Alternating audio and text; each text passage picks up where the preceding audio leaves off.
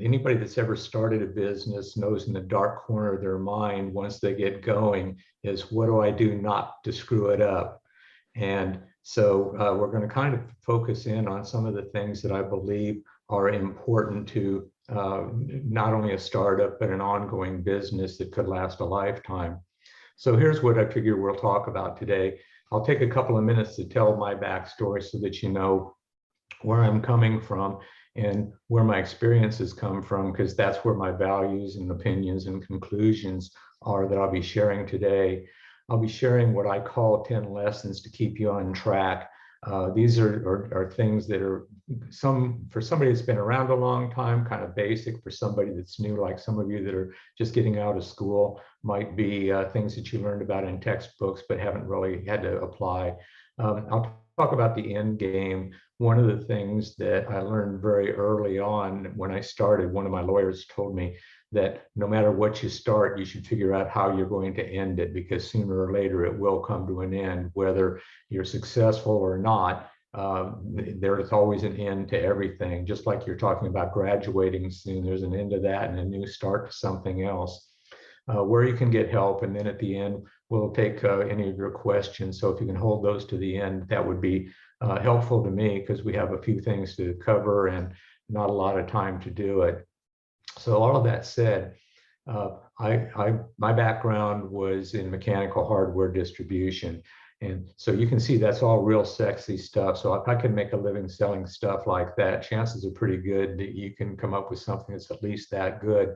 I started my business in 1978, and I rented office space and a couple sections of shelving in the back of one of my friend's businesses.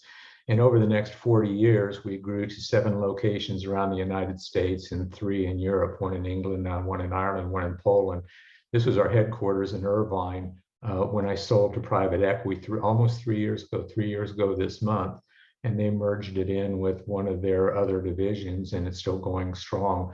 The kinds of things we did were casters and wheels. That was our main product line. I worked for a manufacturer for 9 years before I started my company, and out of Boston and Chicago, and then came to California as the sales manager for the Western area. And so we did all these kind of hardware items, and our main markets, we'll talk about niches later, but if you know anything about computer servers, these are what are called 19-inch server racks. And on there are 4 casters, and there are 4 levelers, and there are hinges and handles and locks and all kinds of stuff, slides in them, all kinds of stuff. So we focused in on the electronics industry, that being one of the products that one of the end markets we went after. Also, if you've ever been in a hospital, everything rolls. So now you can kind of see where casters kind of fit in.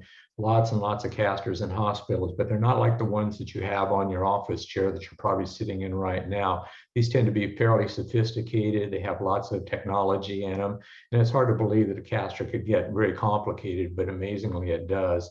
So, and we also supplied parts to the aerospace industry when they build airplanes. Those things are just big pieces of aluminum that roll around until they fasten them together and put wings and landing gear on them. Until they do that, they roll around with big casters like this that go for about $10,000 a piece. So, you know, you can go to Home Depot and see casters in the tray for $1.50. And, you know, we sold some of those, but that wasn't our life. Our life was in this high-tech stuff and in these big expensive ones. So most of what we did was from like $20 a piece up to $10,000 a piece. So it's one of those kind of niche little businesses that you never ever think about until you're in it. But next time you go to the mall, look at all the point of purchase displays. They're all on casters, you know, that's a whole different niche. Anyway, all of that said, that was my background. And so I started as a 1-person company and ended up as an international company with customers. We probably had 25,000 customers spread around the world. We had quite a few people and so forth. So that gives you kind of an idea where I'm coming from. And my experience may or may not fall in with what you're hoping to do. But the things we'll talk about as lessons, I think, apply to every business, because you start finding that there's a lot of commonality to all businesses. So why did you start a business, or why do you want to start a business? one of the things you want to do is never lose sight of why you started it in the first place, because there are plenty of places to get off the rails and lose sight of what you were trying to do. Did you dream of independence? That's all a good one. One of the things you got to remember, though, is you're never fully independent. You've got customers, you've got suppliers, you've got employees that all have expectations. You want to be your own boss. That's true. And the buck stops there. By the same token, you know, you can look at it and say, all these other people are just as much a boss. It's just that they're not signing your paycheck. And I don't mean any of this stuff to be negative. I try to give you, you know, kind of a 360 on this stuff, because I'm a believer. I wouldn't be here right now if it wasn't. You want to get rich. In my experience, the people that just get into business to get rich usually make a lot of mistakes and usually end up losing more than they ever make. But it's not, you know, that's not a bad reason, but it shouldn't be your total reason.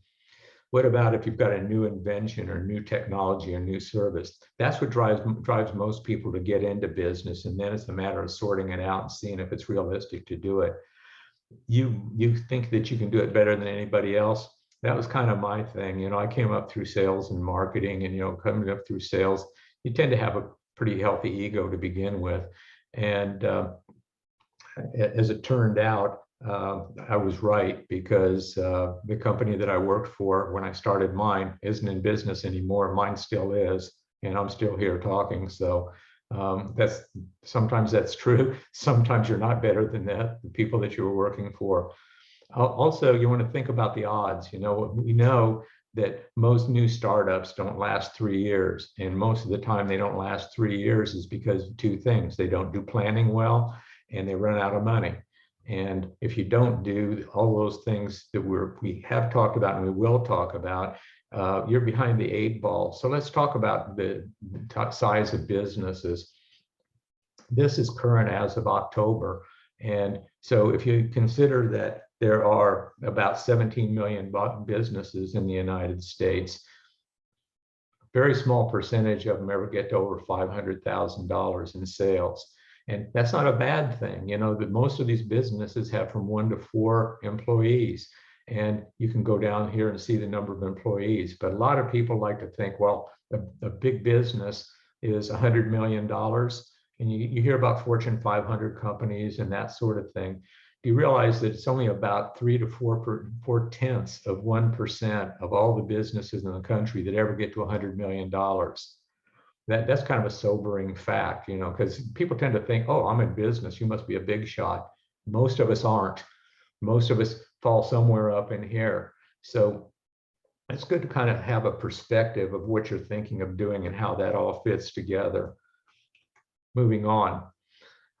When you start a business, chances are pretty good that you've got some people that are depending on you. You have a family, you have a house to, you know, people expect to eat. They like to have clothes on their back, a roof over their head.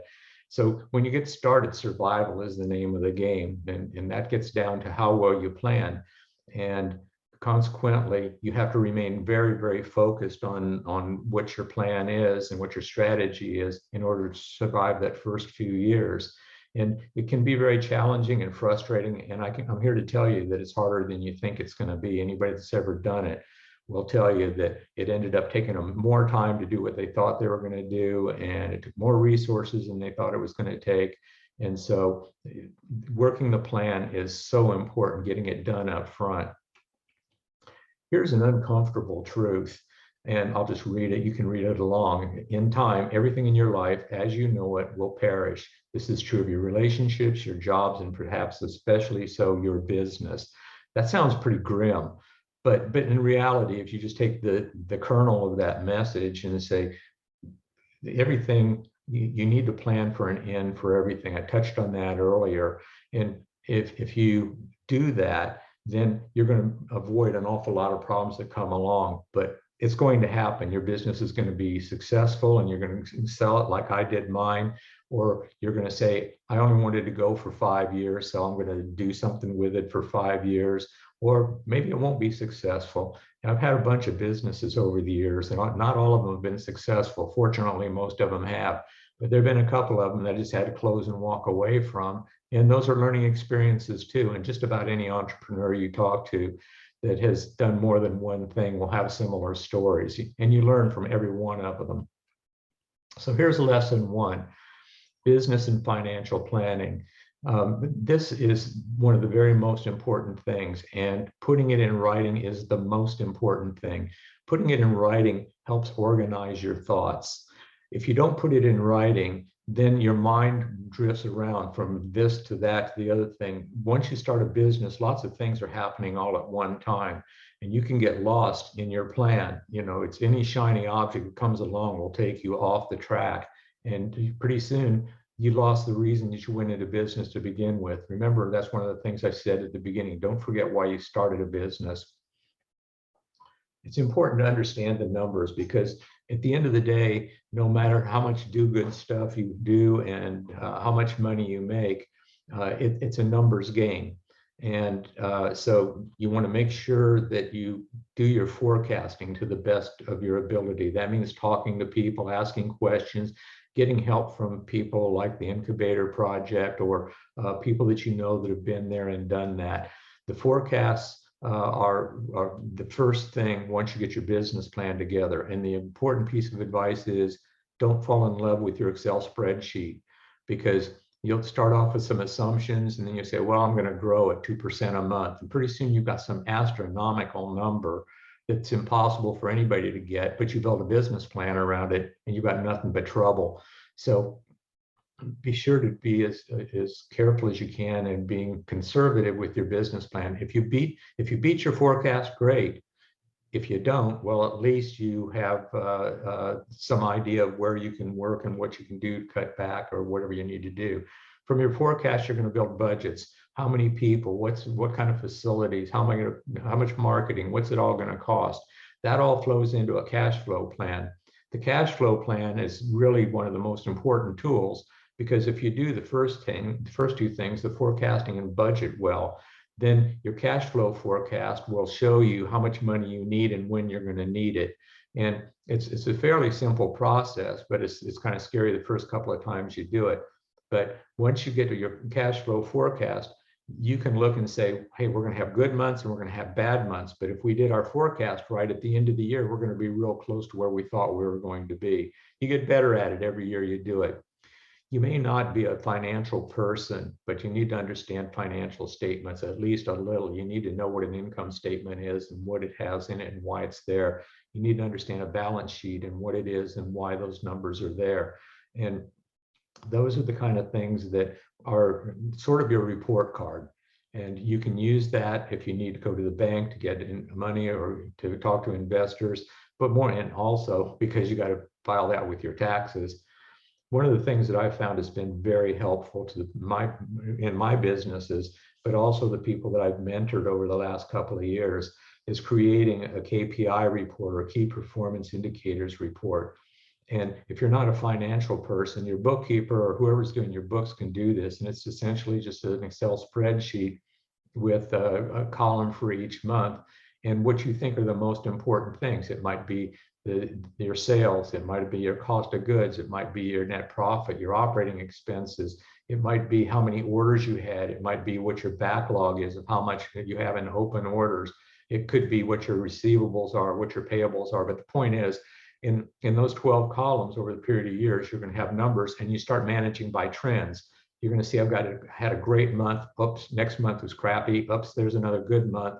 And by the time you get to the end of the year, you have a good idea of what you did right and what you didn't quite reach when you didn't quite reach your goals, and you didn't have to be an accountant to do it. So, but that KPI report can make it really easy for a manager to know where to concentrate their efforts. Managing by trends, for me, was the best thing ever. You know, if you look at any 1 month's financial statements, you can totally freak out. You know, but if you have trends, you know that you're on the right path. George Patton, the famous World War II general, said that plans must be simple and flexible. They must be made by people who execute them. And what that means is that you're going to have a bunch of people working for you that have different tasks. If they're brought into the planning process, you're going to have a better perspective than if you sit in your corner office and dream this stuff up yourself. The people that are out there in the front, they talk to the customers. They know what's going on in the shop. They know what's going on at the counter. They know what's going on in the accounting. You put all those pieces together and you have something that's a viable plan. But if you try and do it by yourself and then you try and force it down people's throats, they're not going to understand what it is and what the big game is. So bringing them into it is really an important piece of the puzzle. Okay, here's what happens. You have a plan A, you're going down the road, life is good, you're rocking and rolling, then something comes up out of off the north side there and just knocks you off your saddle, and you didn't see that one coming. What are you going to do about that? Well, part of what you want to do when you're doing your business plan and your strategy is think about as many of those things as you can, but there's always going to be something that you never thought of that's going to knock you off. And that leads me to always have a plan B. And in my particular situation, when I started my first company, the one that I talked to you about earlier, which ended up being the long-term company, I had a plan A. And within the first 2 months, it became obvious that it wasn't going to work. And I won't go into it. It's kind of an interesting story, but we don't have time for it. The point is, the plan A didn't work, but I did have a plan B. And plan B is what I showed you, how it went from a one-person company to an international company over 40 years. It took a long time, but you know, at the end of the day, I had a plan B. I was ready if plan A didn't work. Always have a plan B. And as you go along, as your company scales, always have a plan B, because things change. It's unbelievable what happens. Lesson 2, I always talk about having a North Star. By North Star, having an idea of where it is that you want to go in the next 5, 10, 20 years, lifetime, whatever it is. And you may vary from that a little left or right as time goes on. But at the end of the day, if you know what your North Star is, you'll continue to head in that general direction. And I'm here to tell you there are lots of shiny objects that come along. Things are going great. This shiny object comes along and say, hey, I ought to try that. Or things go bad and you start freaking out and looking at shiny objects at what you should do. If you have a North Star and you keep it in mind and remember what it is you set out to do in the first place, your chances of success are much better. The second thing I always talk about to people when I'm mentoring is every business has niches. And within those niches, there are other niches. The value for startups is in those niches within the niches. And essentially what I did when I started my distribution business was I found those two that I talked about, the electronics business and the medical business, both of which were growing like mad in Orange County at the time. And keeping in mind, when I started, it was just me just working in Orange County and built a business around that. So I had to find some places where my competitors weren't, or they weren't good. And it turned out we were really good at it, and history tells the rest of the story. But always look for the niches within the niches, because that's where you have opportunities. Lesson 3, you know what a value proposition is. It's what makes people want to do business with you rather than your competitors. It's differentiation. It's the yellow pencil in the box of black pencils. And you want to be the yellow pencil. You want to be what people see that's different, and they want to do business with you because of that. And once you are doing that, you have to innovate and sell the values of those innovations. And by that, I mean, you may not be a salesperson, but you need to be the evangelist for your business. If you're not the evangelist for your business, especially when you start up, nobody else is. And by that, I mean, you've got to know what it is that you're setting out to do, what the value of it is to your prospective customers and your suppliers and your employees, and stand out from all the other pencils in the box. You want to either be first or be best in your niche. If you've got some great new innovation that's going to disrupt the world and make you rich, good for you. You know, that's a wonderful situation to have. But if you don't have that first thing, you want to be best in your niche. You want to be the best on the street, in your geographic market, in your vertical market, whatever it is, however you define it. But whatever your niche is, you want to fight to be the best you can, because that's what people see value in. You want to build credibility with your best customers, and then you want to use those stories to make your business more successful and more visible. Today, in marketing with social media and YouTube and all the other things, video is really important, having good short videos on your website, in your social media and so forth. And if you can tap into the success stories and get testimonials from your high profile customers, it adds a lot of value to your value proposition. And it gives you some differentiation from everybody else that isn't even doing it. And a lot of people still aren't. Marginalize your competition as much as you can. You want to dominate your channels. That gets back to being the best in your niche. You can't stop ever. Continuous improvement is absolutely critical. If you stop improving, somebody else is going to pass you up. They're going to take your innovations and improve on them, or they're going to take your customers because you ignored them, or you just didn't do what you needed to do. But always work on continuous improvement, because that's what adds value to your company. So you want to focus on adding overall value to your company as you build it from start to whatever the end game is. And by that, I mean, you want to not only have the best products or the best services, but you want to have the best employees. The happy employees are going to make your company better than you ever dreamed. You're going to want to make sure that you take care of your financial situation, because that gives you not only the ability to survive, but it also gives you the ability to fund growth and scaling. So, and at the end of the day, 20, 30, 40 years down the road, assuming that you stick with it that long like I did, it adds a lot of value when you go to private equity or, you know, whomever you might want to be able to sell your business to. It's what somebody's willing to pay for it. You make it desirable, they pay more. Lesson 4 about advisors. I feel really strongly about this, that it's not a place to cheap out. When you start off, money is scarce and it's hard to have enough money to do all the stuff you want to do. But cheaping out it's a penny wise and a pound foolish in many cases.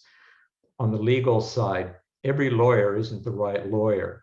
You need to find somebody who knows about your business. If you're going to start a restaurant business, you want somebody that knows something about food service. You're going to start a distribution business, you want somebody that knows something about industry and distribution. You want to start a tech business, you better find somebody that knows about intellectual property rights and technology and all of those sorts of things. So find the right kind of lawyer. It may cost you a little bit more upfront, but at the end of the day, if it ever blows up on you, you're going to be glad you spent a little bit more money up front with somebody that knew what you needed than having to go find them later to bail you out of something that you should have thought of to begin with.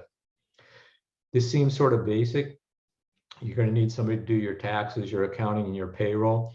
You got to have it, because you're going to have to pay taxes and you got to account for it and you got to pay your people. The one thing I've carved out here is don't mess with sales tax. It'll blow up in ways you can't even imagine. The sales tax used to be a fairly simple thing. And those of us that are in Orange County, well, we know what the sales tax is here. But then you expand into LA or to San Diego or other places in California, you find that every county's got different taxes. And within those counties, different cities have different sales taxes. And then you start expanding to other states and then across the country. We were doing business in all 50 states.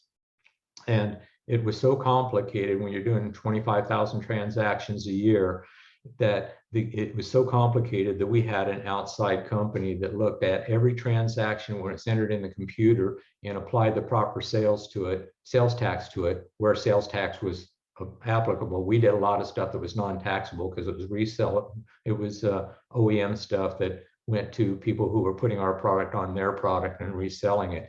But a few years ago, 4 or 5 years ago, there was a Supreme Court ruling that it was a real game changer. It's called the South Dakota versus Wayfair, the furniture company. And the basics of that was, before that ruling, if you didn't have a place in a state or you didn't go to those states to sell, you didn't collect sales tax. But with the Wayfair ruling said a couple of things. First of all, if you have a brick and mortar place in any state, you have taxability. But worse than that, if you have a certain number of transactions in dollars or number, you have to collect tax. Collecting tax is one thing, paying it is something else. You've got to know where those states were, what every one of those jurisdictions was, how much tax you collected from each one. You've got to have the sales tax reports that go in a timely way, and you got to pay the sales tax. Missing any of that it's a felony. Okay, they're not messing around. And no matter how good you are, you're going to end up having tax audits. You know, I sold my company 3 years ago, and I just ended up having a sales tax audit from the state of Texas 6 months ago. And they always find something. I ended up having to send them $30,000. Started off as $75,000, but working through it. My point is, I'm beating this drum too hard, I think.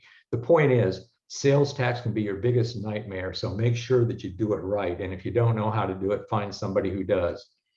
Financial planners, why do you need a financial planner when you're starting up? Maybe you don't, but at some point in time, you're going to retire. The sooner you get started with some financial planning, the better off you're going to be. And the more successful you become, the more important a financial planner becomes, because there are tax advantages to having a good financial planner.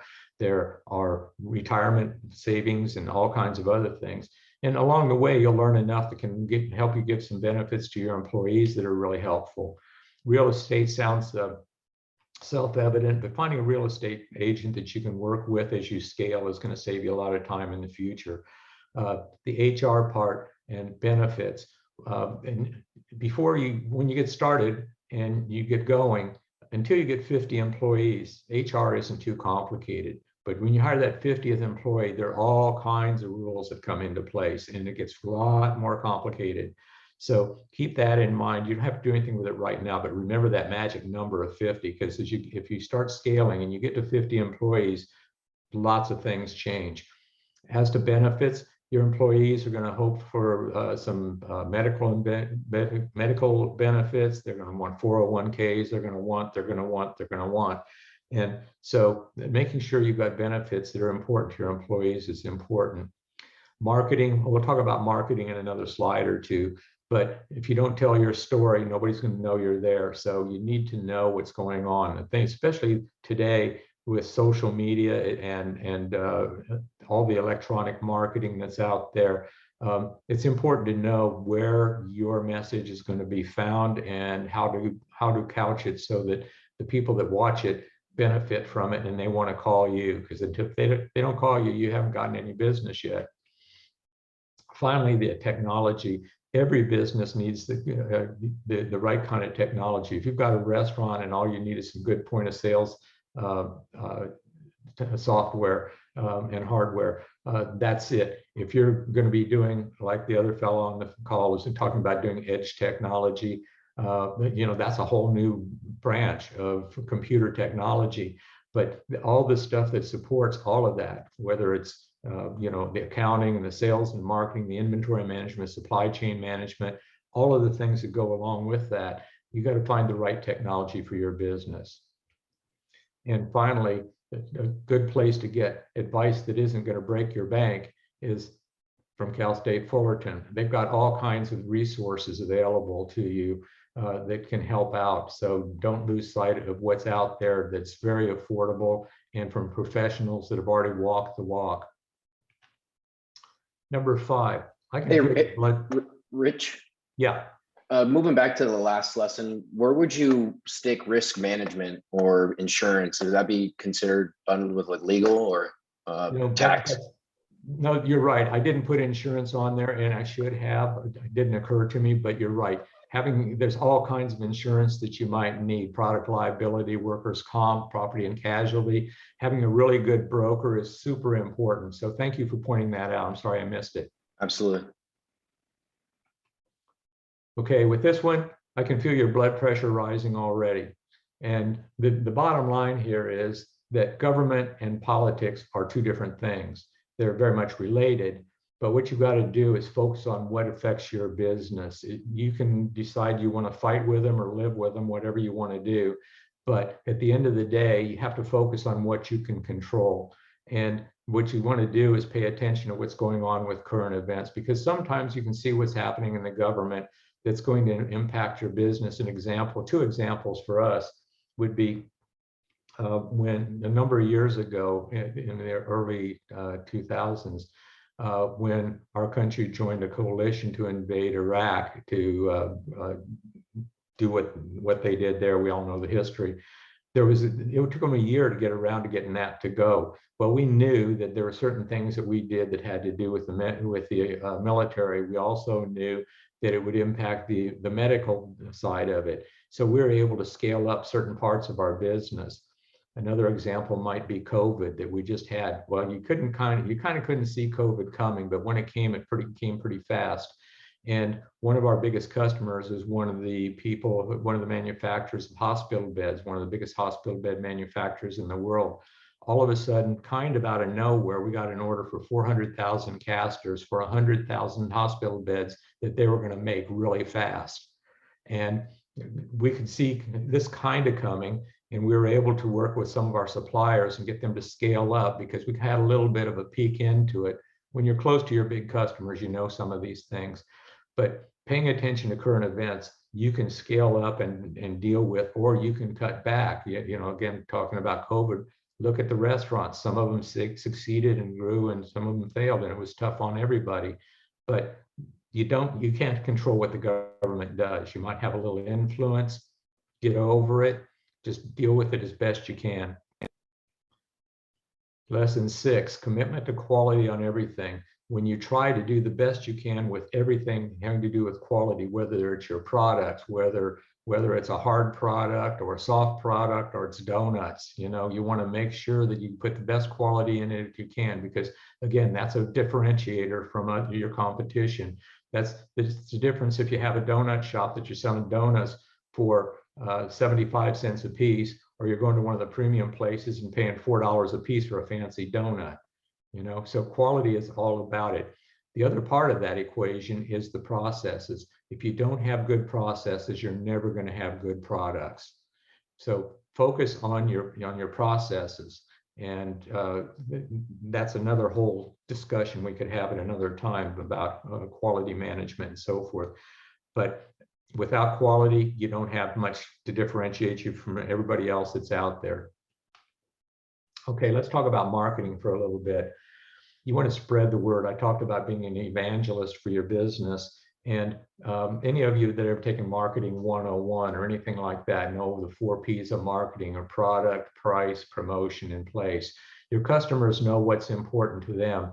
So when you talk about the product, you've got to have the right product. It's got to be designed right. It's got to have the right quality. It's got to do what they want it to do. It has to be at the right price. You need to be competitive, but you can oftentimes, if you're doing things right, have a premium price and still get it. So far as promotion is concerned, if you don't tell your story, nobody will, and nobody's going to know about your product. So that's a big part of the equation. In place, you've got to have it where the customers are. It might be in a mall, it might be in a strip mall, it might be online as an online business. It could be in a factory. It could be, you know, wherever the customer is. In our case, that's how we ended up doing business in Europe. We had one customer that had 44 sites around the world that we were supporting. That meant we had to have the right product at the right price, and we had to be close to one of their facilities somewhere in the world. And that was the value that they paid us for. So that's what the 4 Ps of marketing are, and that's important to know those things. If you've ever watched the show The Profit on CNBC, if you haven't, you should look it up. If you have, you know Marcus Leonis is a self-made billionaire. And one of the things that he does on the shows is he finds companies that are underperforming, whether they're badly managed or they just don't have the resources to do what they need to do. And he brings the resources to play to help make them into better companies. And there's a 4th P that he always talks about, which is process. Now, I just kind of beat the drum for process a little bit ago, but the first thing you'll see him do on any of his shows is he'll be out in the shop and he'll say, okay, show me your processes. What do you do? Why do you do it that way? How can you do it better? And once you fix your processes, so many things fall into place. I also added people on here because clearly you can't do it yourself. And so you need to have the right people along the way. That gets me to this point. Eventually, a company outgrows some of their talent, even yours. You might have been the person who knew how to do everything when you got started and it was a small company, but as it grows, it gets more complicated. And you need some people who are specialists to take on the things that you're not that good at. And you need to be humble enough to know when you're the square peg in the round hole. And that's one of those things that finding the right person is really important when you're in that situation, because failing to do that, you're going to have all kinds of other problems. And if you let your ego get in the way and you try and buffalo your way through it, everybody else knows that you don't know what you're talking about. You probably worked with somebody like that at some point in your time in your life, and you knew and everybody else knew, but they thought they had all the answers. So be humble enough to know when you need to find somebody to do something that you're not good enough at. The Navy SEALs say that there are only two kinds of leaders. They're either effective or ineffective. And if you're effective, that's where you want to stay. That's where you want to live. But you need to know where you're not effective. And that ties into what I was just talking about, finding the people who are effective where you are ineffective. I love this saying that's common to the SEALs, is the only easy day was yesterday. Anybody that's ever started a company knows that that's the truth.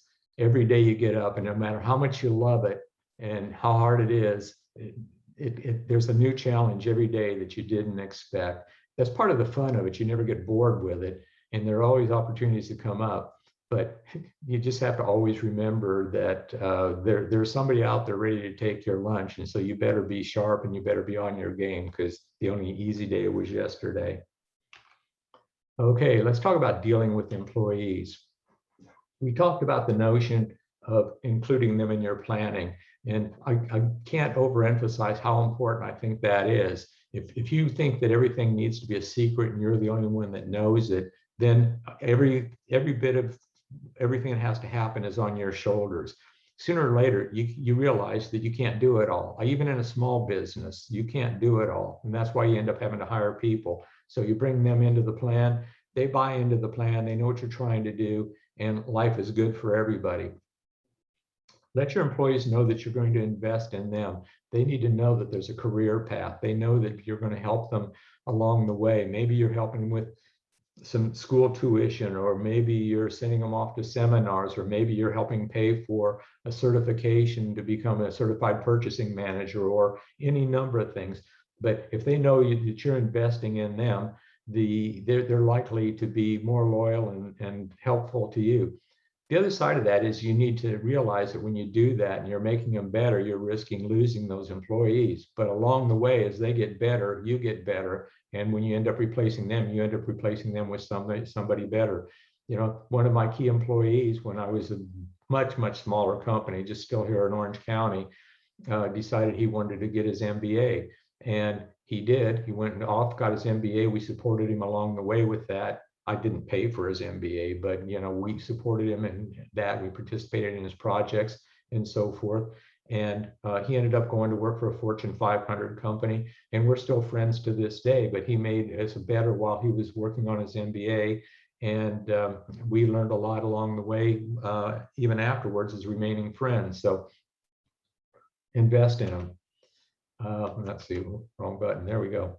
This is what I was talking about a little bit ago, about knowing the profile of what works for your company. One of the things you hear all the time is hire the smartest people you can.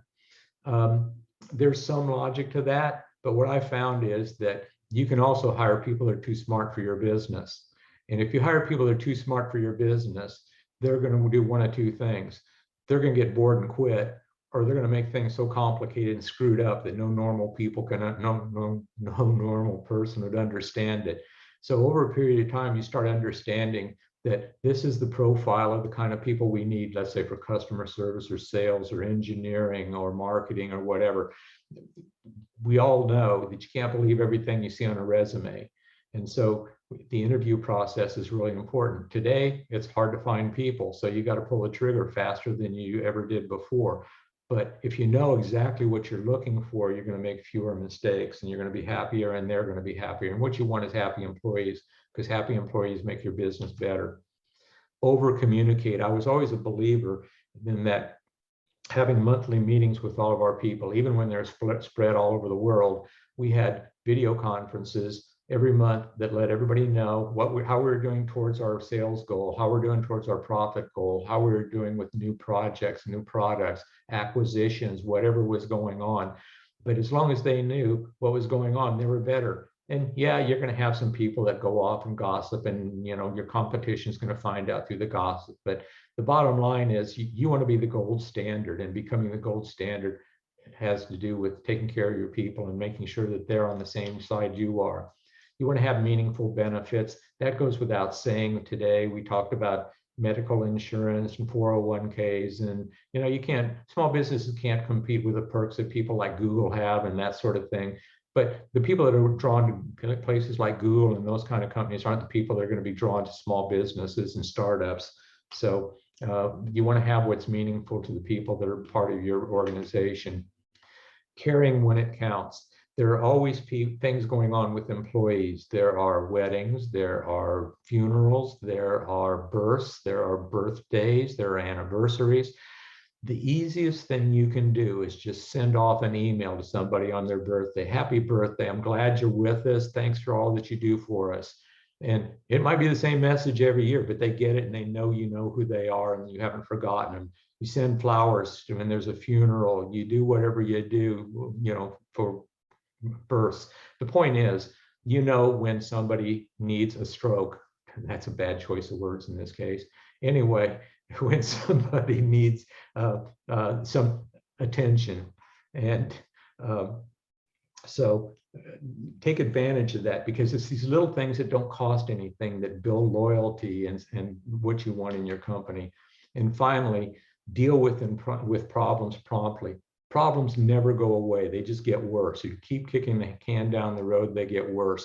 And especially when you're dealing with employees, somebody that's disgruntled is going to complain to somebody else, and they're going to complain to somebody else. And pretty soon you go from having one bad apple to a whole basket full of bad apples. And then you've got a real problem to deal with. I love this. You've probably heard of this guy named Jeff Bezos. He said, don't be afraid of our competitors because they're never going to send us money. Be afraid of our customers because those are the folks that have the money. You're always going to have competition. If you're looking over your shoulder all the time at them and focusing on what's happening there, you're not going to be ahead of the game. You got to pay attention to your customers. Never forget they're the ones that pay the bills, and they're the ones that make everything else happen. But I just love this quote, and I hope you think it's a good one too. Okay, so you think you want to scale and get bigger and take a step toward growth. And down here in the bottom of it, I've highlighted to be careful what you ask for. And I'll tell you why. How big is your dream? Well, my dream in the beginning was to have a nice little Orange County company that made me a good living and take care of my family. I could be home for dinner every night, and that was great. As the company grew, it got a little bigger, it got a little more complicated. And as time went on, it got much, much bigger. I've already shared kind of how we ended up. But pretty soon, your little dream gets really big. Well, you can stop it at any time. You don't have to keep growing. I just happen to want to. But you need to understand how big your dream is, and then you have to adapt to it. When are you going to want to do this? You're going to do it tomorrow. You're going to do it next quarter. You're going to do it next year. That's when the planning starts. Now you're back to your business plan, your budgets, your forecasts, and your sales, your cash flow forecasts, and everything else. But planning is the key to it. Again, you don't plan, you're going to have a disaster when you start scaling, because the numbers get bigger, the problems get bigger, everything gets bigger. So do the rewards. How are you going to do it? Are you going to grow systemically? Are you going to buy some companies, or is it just through sheer brilliance? I can tell you what we did was systemic, and it was by acquisition. And I can assure you it wasn't through brilliance. It was just by taking some opportunities that came our way and capitalizing on them, and it all worked out well for us. But you need to think about how you're going to do it, because there are lots of ways to grow. Can I ask on that question, Rich? Please do. What I think you briefly mentioned rewards. Are you speaking in regards to loyalty rewards programs? And for instance, right now with this growing trend of crypto, some people, let's just say Starbucks, will allow their user base to transfer their crypto into a cash base, which is then utilized for the Starbucks cards. Yes. I think that's a good observation, and there are always new things coming along. You know, we're talking not only about employees, but about customer loyalty and that sort of thing. And being innovative is always a clever thing to do, as long as the people understand it. The ones that understand it will take advantage of it. The crypto thing is a little out there for an awful lot of people. Yeah, no, it was just something that was, I'm helping out one of my, an investing network that I participated in, and one of their focus points right now is loyalty rewards programs. So just figuring out what are some growing trends and. But it's a good observation. It's a good observation, though. You know, you need to be out there. All you got to do is watch the TV ads that are on sports shows and those sorts of things. And people are coming up with some really clever things to get their phone to ring, get people in the door, to get people to sign up and give them their email address so that you could, you know, bomb you with emails. But all of those things, being aware of what's going on and having rewards that are good for your employees and your customers is an important part of growth and loyalty. So that's a good observation. Thank you for that. Yeah, expanding on that as well, because participating in a conference on Monday, the LA Blockchain Live out of the LA Conference Center. One of the topics was interoperable loyalty programs or rewards. So let's just say airplane miles that could then be used for bank rewards, or hotels, just a system that could then be interoperable. Just something food for thought. Yeah, and there's a lot of that out there already. I've spent, you know, lots and lots and lots of time on airplanes and in hotels, and you know, I'm American Airlines, Marriott, and Hertz. You know, those are the three things that I stick with. And a lot of those things, the miles and the points, so you can use them either way for anything. So having that flexibility is a good thing for rewards programs. Good idea. Thank you. Okay. Last point here is about customers and vendors and employees. All your customers are not necessarily going to be in love with the idea that you're going to expand, because suddenly you're going to be doing business with their competitors and making their competitors better. On the other hand, some of your customers may love you, like our major customer that ended up, the reason we ended up with 3 places in Europe and traveling all over the world to support 44 sites of them. But the point there is, you kind of need to know, if you're going to scale, what the impact is going to be on your customers. Likewise with your vendors, they likely have relationships either geographically or in vertical markets that you might be disrupting, and they might like the extra volume you're bringing, but they might also be concerned about how you're disrupting things that are working really smoothly. And finally, your employees. All your employees aren't going to be in love with this. People get really comfortable with their job the way it is, and all of a sudden you go buy another company and all kinds of things start getting added in, and then you buy another company, it gets bigger and bigger and crazier and crazier. And when you start losing people, that whole chain in the picture there starts falling apart. And when a chain falls apart, we're back to, you better figure out how to solve problems quickly. Sometimes we know better, but we do it anyway. And sometimes the hardest lessons are the ones where you get a lump on the top of your head, or you get your nose punched in. And from those you do learn, and sometimes you need to follow your instincts. And you know, I've followed my instincts and made good decisions, and I've made some where I've gotten lumps on my head too. So be careful with what you feel like is instinctively what you should do. Sometimes it's right, sometimes you need to reevaluate, and sometimes you end up with a lump on your head. Final lesson. Lesson 10, take care of yourself. If you don't take care of yourself, nobody else is going to. When you get busy and starting a business, it can be a 24/7 kind of a thing. And you've got to make sure you get proper rest. You need to take time off and clear your head and get away from it a little bit. Take a vacation. Remember, when you started it, your family was used to you going to work or doing whatever you were doing, and your friends, those of you that don't have families yet, at the end of the day, those people still depend on you to be around. And anybody that's been around business long knows more than a few people who spent so much time on their business and trying to get rich and trying to build a good business that they ended up losing their family. It's too big a price to pay. So keep that perspective. Get regular medical checkups. Stress is one of those things that can cause problems that you have no idea that you have unless you go get regular checkups. Moderation where you need it, especially if you're out doing a lot of entertaining and traveling and that sort of thing. Pretty soon you're eating a lot of big meals with a lot of people and you're drinking too much. And it's when you're in school and partying, that's one thing. It's another thing when you're out there doing this on a big scale, and maybe you're doing it every night, you know, especially if you're traveling around the country or around the world and meeting with people. Every night you're out having dinner and drinks, and everybody wants to go have a good time, and they want you to show them a good time, or they want to show you a good time. You have to learn how to moderate that, otherwise you're going to have problems. Get exercise. Everybody will tell you that, and plan for the long-term future. If you don't take care of yourself, both physically and mentally and financially, there's going to come a time. And if you think Social Security is going to take care of you, it may or may not be around when it's ready for you, but you better be taking care of yourself and your family, because if you don't, nobody else will. Sooner or later, it comes to an end.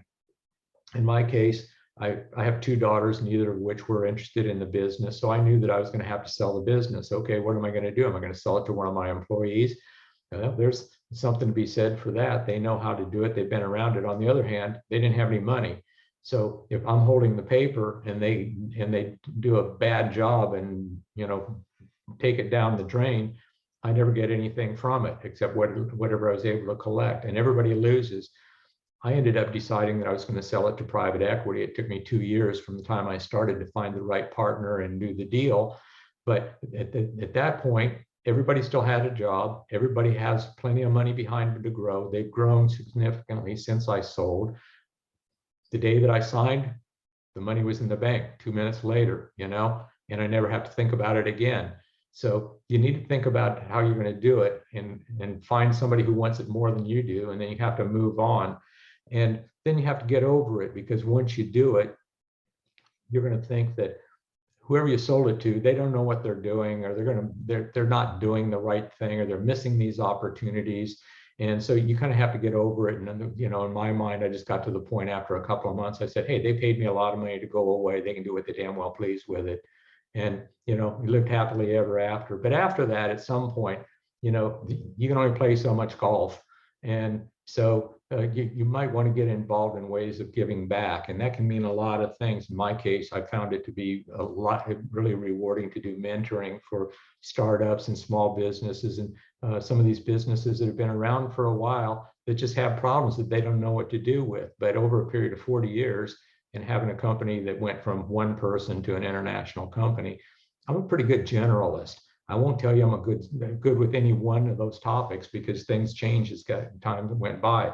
But I'm pretty good generalist, and I can generally help somebody through this. And there's a lot of gratification in doing that. And it's like doing what we're doing right here. I find this to be great fun, and like to help out wherever I can.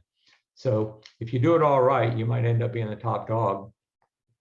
And if you're the top dog, there's a lot of gratification for your ego and for your family and for your bank account and for your retirement years, and kind of goes from whenever you decide to flip the switch to what you do with the rest of your life, because there are lots of opportunities that come along. So all of that said, Philip is our sponsor for this, is an expert at this entrepreneurial stuff. As he said, he's started a bunch of companies too and knows how to do this.